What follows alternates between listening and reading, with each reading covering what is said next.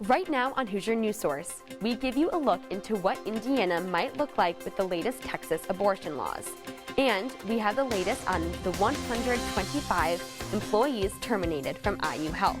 And I have some cooler temperatures as well as a look back at how heat from this year compares to previous years. Hoosier News Source starts now.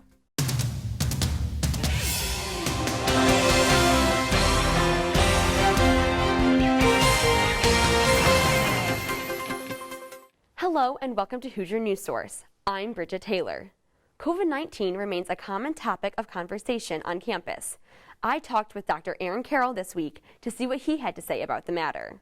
Vaccination levels across campus have continued to rise, due partially to the Moderna COVID clinic that took place on campus this past week.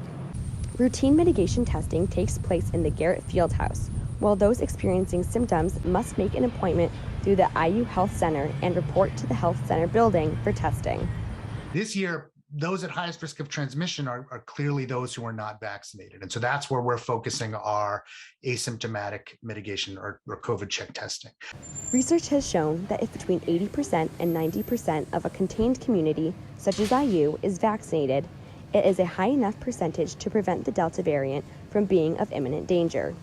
I know the news gets scary with Delta and the surge and what's going on in hospital systems, but again, vaccinations work, and the fact that we have so many vaccinated people amongst our IU constituents is keeping them pretty safe, even as there's a storm raging outside. The future is still unknown, as it always is regarding COVID. If IU's vaccination rates continue to rise, it would further increase the school's ability to make it through the future surges without seeing much change on campus. There's still a lot of unvaccinated people in the United States and in Indiana. And as long as that is true, surges are possible. So while I expect this surge, like all, will end, it's very possible that another one could come when the weather turns really cold or even after. Every Friday, the university is offering the Moderna vaccine to students, faculty, and staff by appointment only. If you're ready to receive your COVID-19 vaccine, you can do so by going onto the IU Health Center website and clicking Make an Appointment. Once you select where and when you want your vaccination appointment to be, make sure that you document it and report it back to the school by going onto the IU forms and clicking that you certify that you got your vaccination and submitting. Dr. Aaron Carroll stated that the majority of cases the college is seeing has not been from mitigation testing, but rather the symptomatic test done at the health center. IU Bloomington has a 92.5% vaccination rate across faculty, students, and staff. Symptomatic and asymptomatic testing is still available on campus. According to an IU Health spokesperson, a total of 125 employees chose not to receive the COVID-19 vaccine and left their jobs this week. This follows IU Health's enforcement of a deadline for all employees to receive the vaccine by September 1st. On the deadline, the organization extended a 2-week grace period for unpaid suspension to fewer than 300 employees. But IU Health terminated the equivalent of 61 full-time workers on September 14th. The recent Texas law has ignited the conversation surrounding abortion rights in America. The law prohibits women from receiving abortion services once a heartbeat can be detected. This is around 6 weeks for many pregnancies. The law also allows for enforcement through private citizens rather than state prosecution, making it legal for citizens to sue Texas abortion providers and anyone who aids and abates a woman's receiving the procedure. Paula Guerrero is the National Program Management of All Options, which manages the Hoosier Abortion Fund in Bloomington, Indiana. The fund provides financial and emotional services to people seeking abortion and any other pregnancy-related needs. Since the Texas law passed, as well as other abortion regulations, Guerrero and her staff are preparing for the possibility of those laws reaching Indiana. Stand firmly and say that the Hoosier Abortion Fund, no matter what happens, will continue to help people get the care that they deserve, no matter what. For any Hoosiers that are looking to utilize the fund's services or learn more about the organization, please visit all-options.org. This week marks the official first day of fall, and we can expect some cooler weather moving in. Caroline Clare joins us with this week's forecast. Caroline? Thanks, Bridget. Before we jump into fall, let's take a look back at how the heat from this year panned out. As we can see here, the past few years, Bloomington 90-degree days or higher. So this year we're sitting at just about 12, and down here I have our average, our high, and our low for each year. So I do want to point out here, this 1936, now this is the Dust Bowl time, so we can see that this is going to be heavily skewed. This is going to be an outlier compared to our average here. May skew this average just a little bit, but usually we can sit around 90-degree days or higher for the year. So as you can see, actually we are a little bit cooler this year as a whole thus far. And as we work into the fall season, temperatures are dropping throughout this week. We have two cold fronts coming by this week, and what this is here is our week anomaly temperatures. So this oranges and yellows are going to be a little bit warmer than normal, while our cooler blues over here are going to be a little bit cooler than normal. So basically what's going to happen this week is we have two cold fronts coming through the central and eastern portions of the U.S. and it's going to cool us quite a bit down for this week. And as we'll see as we take a look at our extended outlook, we can see, wow, some cooler temperatures as we go out of the 80s and more into the 60s and 70s going into this weekend. We have mid to low 70s. Maybe getting back into some warmer temperatures early into next week. Enjoy these cooler temperatures on this beautiful first week of fall. Bridget, back to you. Thanks, Caroline. Coming up on Hoosier News Source, one of IU's school ranks among the top 10 programs in the country, and the city officially renames Jordan Avenue.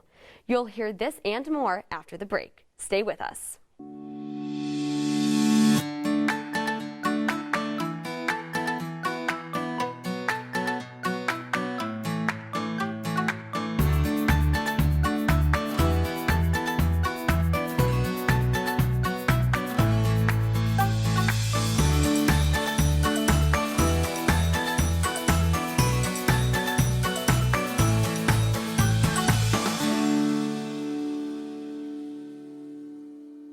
Back to Hoosier News Source. HNS reporter Carly Rasmussen is in studio for Around the World with the latest on international news. Carly? Thanks, Bridget. We start today's international news in England with Prince Andrew.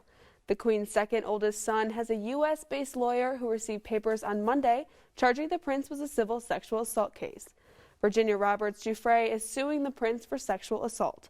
She said it happened when she was 17 years old and sex trafficked by Jeffrey Epstein. She claims the assaults took place in New York, London, and the U.S. Virgin Islands. Prince Andrew and his lawyers denied all previous allegations and have not made a comment about the most recent accusation. And over in Canada, Justin Trudeau won his third term to serve as Prime Minister. After a close election against Conservative Aaron O'Toole, Trudeau and the Liberal Party will stay in office. But his party will not make up the majority of seats in Parliament. Trudeau called for a snap election in August while his ratings were high. He said the reason for the 2-year early snap election was to help Canada out of the pandemic. Lastly, we focus here on a story in the United States receiving the world's attention. Remains discovered in Teton County, Wyoming, have been confirmed to belong to travel blogger Gabby Petito. The FBI completed full forensic identification yesterday afternoon to confirm that the remains are Petito's. Teton County coroner reported from his preliminary findings that the cause of death is homicide. However, the FBI stated that the cause of death is still pending final autopsy results. Petito was reported missing by her family on September 11th after losing contact with her as she was on a cross-country road trip with her boyfriend, Brian Laundrie. Laundrie arrived at the couple's Florida home that they share with his parents on September 1st without Petito. The Laundrie family has since announced that they have not seen Brian since September 14th. Laundrie is now a person of interest in the case, and the FBI is currently undergoing their search for him. On Monday, the FBI conducted a search of Laundrie and his parents' home and questioned the parents. No incriminating evidence has been found against the family at this time.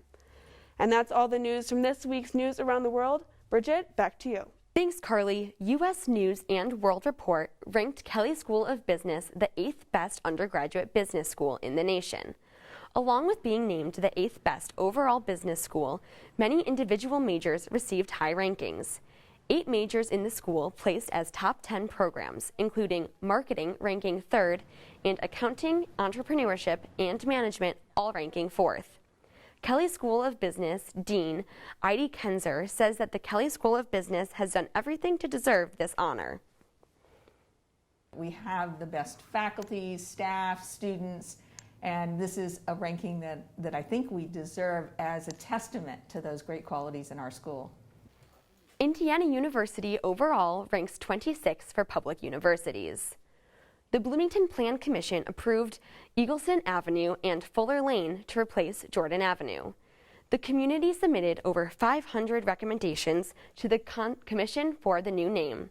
The road will be named after two prominent black members in the community, Halson Vashon Eagleson and Maddie Fuller. Fuller Lane will take the place of the section of the road that runs through campus, while the rest of the road will be known as Eagleson Avenue. The Bloomington City Council is currently voting on whether or not to annex 8 areas surrounding the city. Annexation is when a city chooses to add more land to its jurisdiction. Supporters of annexation in Bloomington say it will allow for more services, planning, and growth for the community. Opponents worry it will raise their taxes and hurt the county's funding. The City Council voted last week to annex areas 1A near the north side of IU's campus. The next annexation special session will occur on September 22nd. A lot is happening in the world of IU sports, and Will Trubshaw has the latest on how the Hoosiers are doing. Will? Thanks, Bridget. Well, IU may have just had itself its busiest sports weekend since the pandemic began. We start with football, where Tom Allen's Hoosiers welcomed the 8th-ranked Cincinnati Bearcats to Bloomington.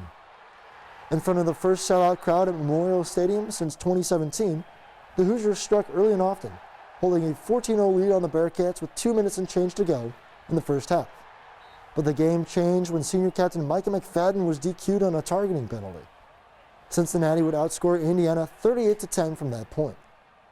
Indiana had chances, but Michael Penix Jr. threw 3 picks, and Tim Baldwin fumbled at the 4-yard line on a run that would have given IU a fourth-quarter lead. The 38-24 loss dropped the Hoosiers to 1-2 on the season and 0-2 against ranked teams. They'll look to bounce back against WKU this weekend. And speaking of conference play, both men's and women's soccer took the pitch at Bill Armstrong Stadium this weekend, facing their first Big Ten foes. The men's team, fresh off a draw with Akron, took on Rutgers Friday to start the quest for a 4th straight Big Ten double. Defensive Player of the Week Daniel Muni scored in the 23rd minute for his 2nd goal in as many games. But the Hoosiers' backline couldn't fend off the Scarlet Knights and their 2 second-half goals. The 2-1 final was IU's first loss in a Big Ten opener since 2015, and just the 3rd such loss in program history. And the Hoosiers are now up in Evanston, where they faced off with Northwestern in a late game on Tuesday night. Meanwhile, the red-hot women's soccer team entered Sunday's Big Ten showdown with Michigan State 6-1-1, the best start for the program since 2013. Despite outshooting the Spartans 18-9, the Hoosiers couldn't overcome a goal in the 12th minute, being shut out 1-0. Freshman keeper Jamie Gerstenberg made 3 saves in the losing effort, while freshman Jordan Levy tallied 4 shots. That's all for now on sports. Bridget, back to you. Thanks, Will, and thank you for watching this week's episode of Hoosier News Source. To learn more about this week's stories, you can find us on Facebook, Instagram, and Twitter at IUSTV News. I'm Bridget Taylor from Bloomington, Indiana. We'll see you next time.